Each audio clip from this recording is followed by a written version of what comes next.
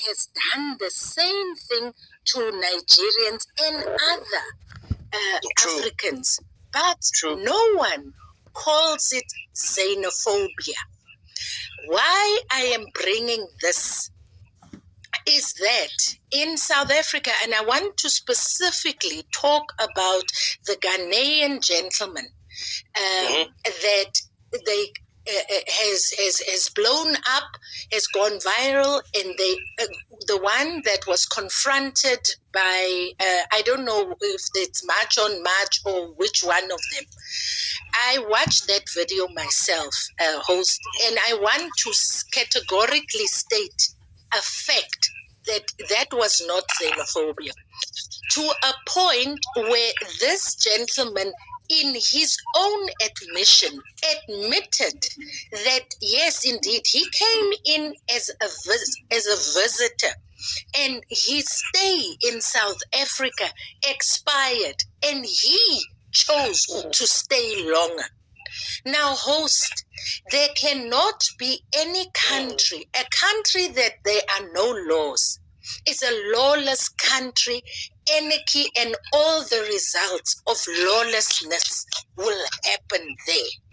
So, by his own admission, in fact, they even made a joke with the guy and he laughed because he gave them his age and they changed his age and he laughed. So, where was the xenophobia there, host? It is not right because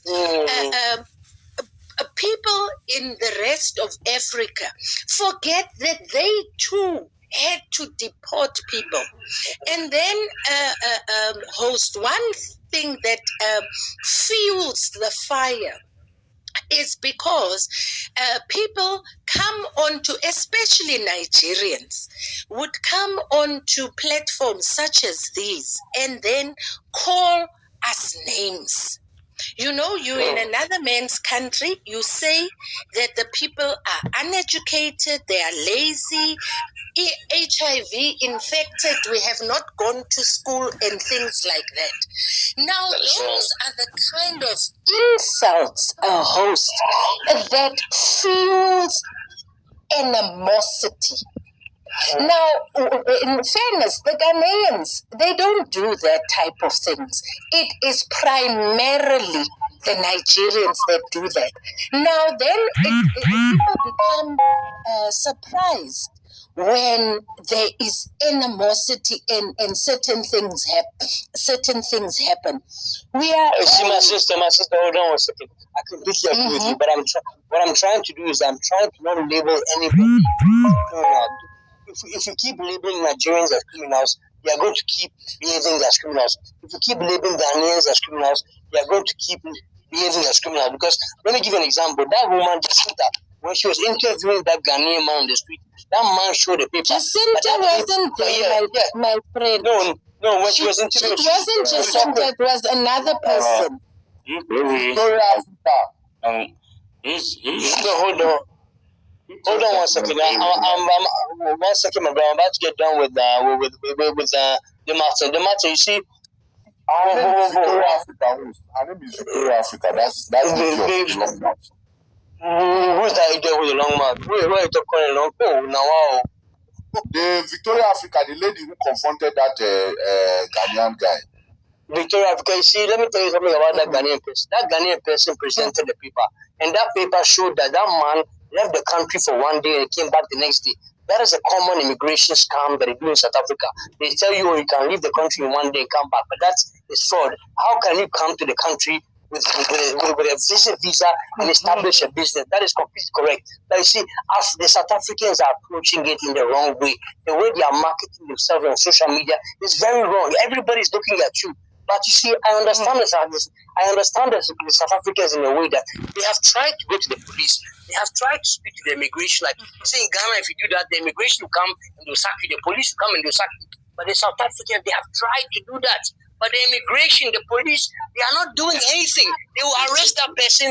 They'll take them, they'll pay a bribe, and they'll go out. They will not do anything. The police are not doing anything. So they feel like they have the right to exert their power. But it's completely wrong. It's completely wrong. You have to find the correct leader. And brother, please unmute your mic for a second. You have to find the correct leader that will really be educated, be really informed before you proceed to do those kind of things. The matter, you see, I completely understand what you're saying. South Africa has a condition. South Africa has a problem, but the way that they are dealing with things is completely wrong. You need to find an effective leader, a very well-educated leader that can put you and tell you, you know what, this is how we're going to proceed with things. But I'm really sorry. I really wish that the South African government would really do a much better job to repel those illegal immigrants. I completely agree with you. If they are illegal immigrants to your country, suck them out. They have no place in your society, but you have to find an effective way to do it. You cannot resort to violence. I hear you. I Martin, I will give you a minute. I will give you a minute before I get to Tunji. My brother, can you please unmute yourself? Let me get this 1 minute because you took now my time. But I wanted to say, sir, that unfortunately South Africa has a democracy. So people like these, what do we call them? These associations of March and so on. Democratically, they are allowed to do certain things in the framework of the law, because the law is not taking its course in as it pertains to illegal foreigners. So these people are taking it upon themselves. The second last thing that I want to highlight, and then I'll go, is that.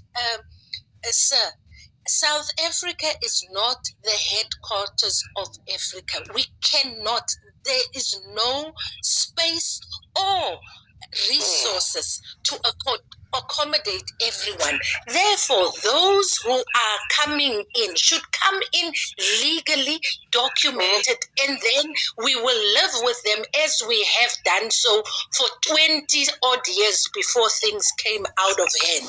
The last thing I want to highlight is the fact that we are told, why don't we deal with the Mzungus? And the issue there is that these what is the Mzungu? Can you please the white people of South Africa. They say, why don't we deal with the white people of South Africa? Those that live in Orania. Orania is private-owned land. And those white people, we don't want them because they are racist and they are troublesome. It is fine that they are there, very far from us. The ones that are right, they live with us in the suburbs and wherever we are. So we have seen what happens with Zimbabwe. We cannot forget what happened next door. You chase white people away, and then the greedy black people who are in parliament will take everything from them for themselves and will be another Zimbabwe. So we cannot chase the white people away here in South Africa. And lastly, host, Africa has lost a great leader in Muammar Gaddafi, because you see, Gaddafi wanted this. Very true. Muammar Gaddafi is a very important leader in Africa that people disregard. You see, that man tried to create a unified economy. You see, let me tell you about Libya. I've been to Libya. You go to Libya, a full tank of petrol in a car will cost you $1.5 US. $1.5 US. That is approximately 15 Ghana cedis, or give or take 35 rands. 35 rands for a full tank of petrol. Why? Because they produce, they refine, they resell to a local economy. But nobody's able to replicate that same system in Africa. Martin, thank you very much for your time. I truly appreciate you. You said a lot of valid points. Thank you very much, sir. And I'm glad to have people like you on my channel. Please tell the rest of the Nigerians and the Ghanaians and the Zimbabweans